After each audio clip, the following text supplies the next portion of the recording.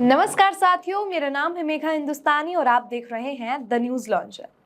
उत्तर प्रदेश की रायबरेली सीट से कांग्रेस के सरप्राइज का वेट कर रही थी भारतीय जनता पार्टी, लेकिन भारतीय जनता पार्टी ने जिस उम्मीदवार को रायबरेली से चुनावी मैदान में उतारा है उसने सरप्राइज नहीं किया, क्योंकि ये नाम वही है जो पहले भी सोनिया गांधी से परास्त हो चला था और उस समय भी नैरेटिव बनाए जा रहे थे कि सोनिया गांधी और इन महाशय या इन प्रत्याशी के बीच मतदान में ज्यादा अंतर नहीं है। लेकिन क्या सच्चाई है, अंतर था नहीं था? और उसके बाद यही प्रत्याशी जिसे भारतीय जनता पार्टी ने फील्ड किया है रायबरेली से, ये सोनिया गांधी पर हाल फिलहाल में तंज कसते हुए भी नजर आए। सोनिया गांधी पर सवाल उठा रहे थे कि ये सांसद बनने के बाद अपने क्षेत्र में नहीं गई, और इसकी असलियत क्या है ये भी आपको बताएंगे कि रायबरेली में क्या कुछ काम हुआ है कांग्रेस काल में और सोनिया गांधी ने कितने मुद्दों पर ध्यान दिया है और क्या कुछ परिवर्तन रायबरेली में किया है। तो सबसे पहले आपको सीधे सटीक भाषा में सीधे इंफॉर्मेशन पर ले आती हूं कि दिनेश प्रताप सिंह को भारतीय जनता पार्टी ने चुनावी मैदान में उतारा है रायबरेली से। अब भारतीय जनता पार्टी लगातार एक माहौल बना रही थी, एक नैरेटिव सेट करने का प्रयास कर रही थी कि अमेठी और रायबरेली दोनों हाई प्रोफाइल सीटों पर उत्तर प्रदेश में कांग्रेस इतनी भयभीत हो गई है कि भारतीय जनता पार्टी से इतनी ज्यादा डर चुकी है कि अभी तक उम्मीदवारों की घोषणा नहीं की है। और आप देखिए कि उम्मीदवारों की घोषणा तो भारतीय जनता पार्टी ने भी नहीं की। भारतीय जनता पार्टी भी लगातार कांग्रेस पर भी आंखें टिकाई हुई थी। हालांकि अमेठी से स्मृति ईरानी का नाम भारतीय जनता पार्टी ने फाइनल कर दिया था, लेकिन यहाँ पर रायबरेली का खेल समझिए। अमेठी में तमाम आपको खबरें हमने बताई है कि किस प्रकार से राहुल गांधी और स्मृति ईरानी का कोई कंपैरिजन ही नहीं, कोई तुलना ही नहीं है, क्योंकि स्मृति ईरानी न केवल पत्रकारों को धमकाते हुए नजर आती है, न केवल स्मृति ईरानी के इलाके में ही, उनके क्षेत्र में ही लोग उन पर तंज कस देते हैं, वीडियो वायरल हो जाते हैं, और घमंड अति आत्मविश्वास का तो क्या ही उदाहरण दो। और वहीं दूसरी तरफ राहुल गांधी के रैलियों में, भारत जोड़ो न्याय यात्रा में जब लोग आते हैं, संवाद स्थापित करते हैं, अपना दुख बताते हैं और राहुल गांधी वो दुख सुनते हैं, तो इससे दोनों नेताओं की छवि और दोनों नेताओं के व्यक्तित्व पर भी आप ठीक तरीके से विश्लेषण आंकलन कर सकते हैं और इस निष्कर्ष तक पहुंच सकते हैं कि अमेठी में कौन सा ऐसा प्रत्याशी है जो वाकई सांसद बनने लायक है। अब देखिए, भारतीय जनता पार्टी ने अमेठी में पहले से ही लगातार स्मृति ईरानी इतनी चर्चित रही और स्मृति ईरानी पर दांव खेल दिया है। अब क्या होगा अमेठी की लोकसभा सीट पर, उस पर हम बाद में किसी और वीडियो पर चर्चा करेंगे, लेकिन आज हम रायबरेली पर चर्चा कर रहे हैं। रायबरेली पर लगातार प्रियंका गांधी वाड्रा का नाम सामने आ रहा था, हालांकि अभी भी कांग्रेस की तरफ से आधिकारिक पुष्टि नहीं हुई, लेकिन यहाँ पर दिलचस्प है दोस्तों कि भारतीय जनता पार्टी ने जिस प्रत्याशी को निकाला है वो कोई नया नाम नहीं है। दिनेश प्रताप सिंह कोई नया नाम नहीं है। 2010 और 2016 में ये कांग्रेस में ही रहे हैं और बाद में 2018 में इन्होंने भारतीय जनता पार्टी का दामन थाम लिया। 2022 में ये 3 मर्तबा जो है एमएलसी बन चुके हैं। लेकिन यहाँ पे दिलचस्प है कि सवाल ये प्रत्याशी लगातार सोनिया गांधी को घिराव करते हुए नजर आए हैं। ये सोनिया गांधी से पूछते हुए नजर आए हैं कि आप सांसद के रूप में चुने जाने के बाद जनता के बीच कब गए। तो आपको इसकी असलियत बता दूं कि रायबरेली से सोनिया गांधी ने जब विजय प्राप्त कर ली, जब सांसद बन गए, तो उन्होंने न केवल वो अपने निर्वाचन क्षेत्र में गई, बल्कि अगर वो किसी कारण नहीं जा पाए तो उन्होंने लगातार अपने दूतों के माध्यम से, अपने असिस्टेंट्स, अपने वर्कर्स, तमाम लोगों के माध्यम से लोगों की समस्याओं को हल करने पर खासा जोर दिया है।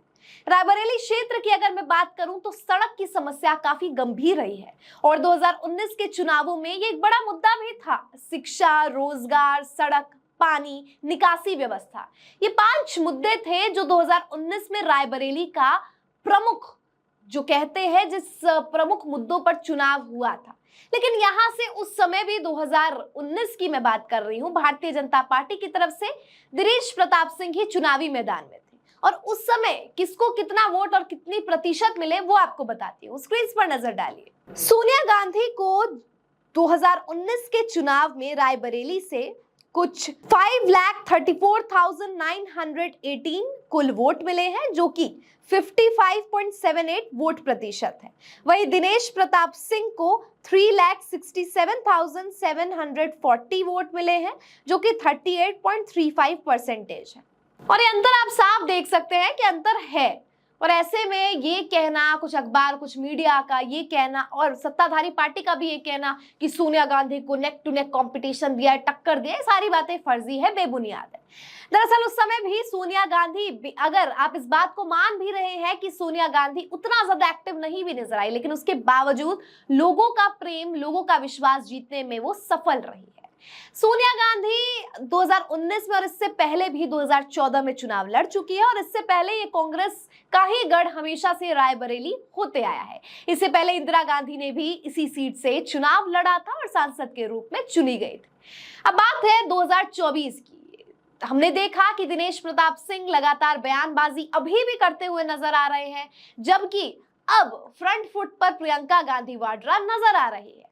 लेकिन ऐसे में अभी भी जो दिनेश सवाल उठा रहे हैं सोनिया गांधी पर, उनको ये देखना चाहिए कि प्रियंका गांधी वाड्रा का नाम तो सामने आ रहा है रायबरेली से, लेकिन लगातार अभी भी सोनिया गांधी और समूचा कांग्रेस लगा हुआ है कि रणनीति इस प्रकार से बनाई जाए कि वोटर्स को लुभाने में कोई भी कसर ना छूटे।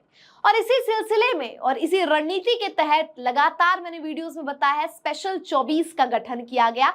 न केवल राष्ट्रीय स्तर से बल्कि लोकल स्तर से जमीनी नेताओं का भी चुनाव करके एक ऐसा पूरा का पूरा पैक्ट बना लिया गया, ऐसा ग्रुप बना लिया गया स्पेशल 24 के तहत, जिसमें 24 प्रतिभाशाली लोगों का, कार्यकर्ताओं का, सहयोगियों का, मंत्रियों का चुनाव किया गया। यानी अभी भी प्रियंका गांधी वाड्रा का नाम आने के बावजूद सोनिया गांधी लगातार डटी हुई है चुनावी मैदान पर।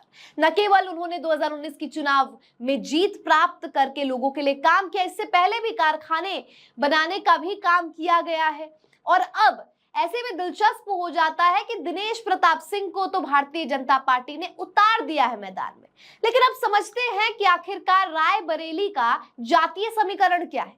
हालांकि अगर सच तौर पर बात की जाए, साफ स्पष्ट तौर पर बात की जाए, तो यह हाई प्रोफाइल सीट पर जातीय समीकरण का उतना ज्यादा प्रभाव नहीं, क्योंकि यहां से खुद रायबरेली लोकसभा सीट से खुद चुनावी मैदान में सोनिया गांधी उतर रही है, तो लोग सोनिया गांधी और कांग्रेस को देखकर ही वोट देना ज्यादा पसंद करेंगे। और वहीं दूसरी तरफ भारतीय जनता पार्टी ने दिनेश प्रताप सिंह को उतारा है। और सोचने वाली बात यहाँ पर यह भी है दोस्तों कि लगातार जिन भी सीट के बारे में मैं आपको बताती हूँ, उनमें आपने एक सामान्य बात देखी होगी कि भारतीय जनता पार्टी ने उसी प्रत्याशी को उतारा है जो पहले कांग्रेस का हुआ करते थे। यानी इनके खुद के प्रत्याशी भी इनके खुद के है ही नहीं। मतलब जिन भी सीटों का मैंने जिक्र किया है अपनी पिछली कुछ वीडियोस में, क्या उसमें से आपको कोई भी ऐसा लगा है जो भारतीय जनता पार्टी का लगातार बना हो, ये बहुत पहले से भारतीय जनता पार्टी के साथ हो? नहीं, लगातार देखने को मिलता है कि कांग्रेस से उठाए गए लोग या कांग्रेस से भारतीय जनता पार्टी में आए हुए लोगों को ही प्रत्याशी बनाया जाता है। तो इससे भी साफ समझा जा सकता है कि भारतीय जनता पार्टी में कितनी स्कार्सिटी है, कितना अभाव है। अब बात करते हैं चुनावी समीकरण से संबंधित, और चुनावी समीकरण को समझने के लिए आइए बात करते हैं जातीय समीकरण की।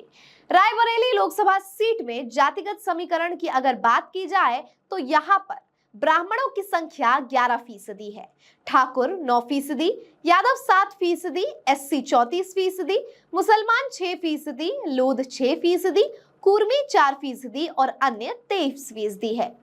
और कुल मतदाता की संख्या 19 लाख है।